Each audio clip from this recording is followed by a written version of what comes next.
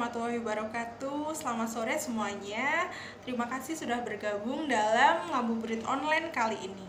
Sesuai yang akan kita bahas dengan tema hadapi COVID-19 tanpa panik. Semoga bermanfaat untuk kalian semua.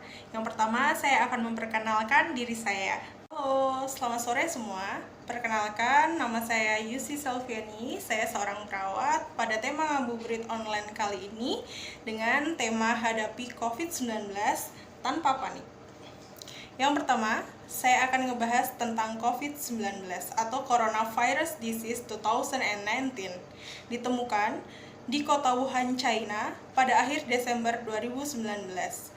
Virus ini menyebar dengan sangat cepat ke hampir semua negara, termasuk Indonesia, hanya dalam waktu beberapa bulan saja. Nama lain dari coronavirus atau COVID-19 yaitu SARS-CoV-2 atau Severe Acute Respiratory Syndrome atau virus corona. Virus corona adalah virus baru yang belum diketahui pasti sifat, berapa lama efek, obat yang efektif melawan virus ini, dan vaksin untuk mencegah terinfeksinya coronavirus ini. Apa yang kita hadapi ini betul-betul nyata. Secara umum, ketika virus masuk ke dalam tubuh kita, gejala yang ditimbulkan seperti demam, sakit kepala, lemah, letih, lesu, pegal-pegal. Bagaimana ketika virus secara spesifik masuk ke saluran pernafasan kita?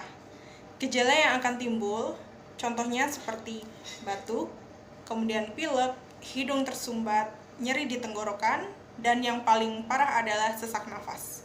Atau bisa nyeri di bagian dada, atau sakit di bagian dada. Bagaimana dengan virus corona sendiri? Gejala yang sangat bervariasi apabila terinfeksi virus ini.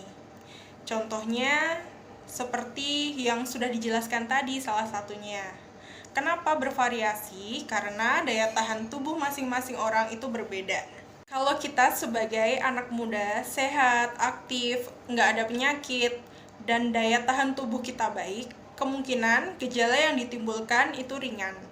Atau bahkan tidak ada sama sekali, walaupun virusnya ada di dalam tubuh kita. Orang dengan daya tahan tubuh yang baik itu mampu menyembuhkan dirinya sendiri karena pada dasarnya virus itu self-limited disease. Nah, lalu bagaimana dengan orang dengan daya tahan tubuh rendah? Tentunya akan mengalami gejala yang berat seperti sesak nafas, bahkan sampai kematian. Dan siapa saja orang yang daya tahan tubuhnya rendah? Orang yang daya tahan tubuhnya rendah itu biasanya orang tua usia di atas 60 tahun. Kemudian orang dengan penyakit penyerta seperti misalnya kencing manis atau diabetes mellitus, kemudian darah tinggi atau hipertensi, kemudian sakit jantung, sakit ginjal, sakit paru, kemudian sakit liver, dan lain-lain. Apa yang harus kita lakukan untuk membantu mereka yang daya tahan tubuhnya rendah? Yang pertama, jaga jarak. Kemudian kedua, hindari keramaian. Yang ketiga, tetap di rumah aja. Kemudian keempat, tidak panik dan tetap waspada. Apa saja yang harus kita lakukan ketika mengalami gejala yang saya sebutkan tadi? Misalkan demam, nyeri tenggorokan, batuk, pilek, sesak nafas. Nah, segerakan ke fasilitas kesehatan terdekat yang ada di daerah kamu atau tempat tinggal kamu, dan sangat dianjurkan ke rumah sakit. Lalu, bagaimana dengan kita yang tidak ada gejala atau gejala ringan?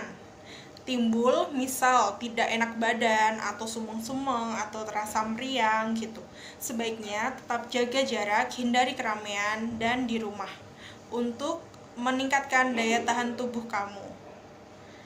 Lalu bagaimana orang tanpa gejala menularkan ke orang lain? Melalui apa sih?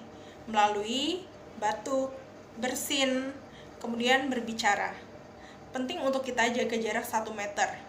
untuk memastikan droplet atau percikan cairan tidak mengenai tubuh kita atau tidak terkena pada kita.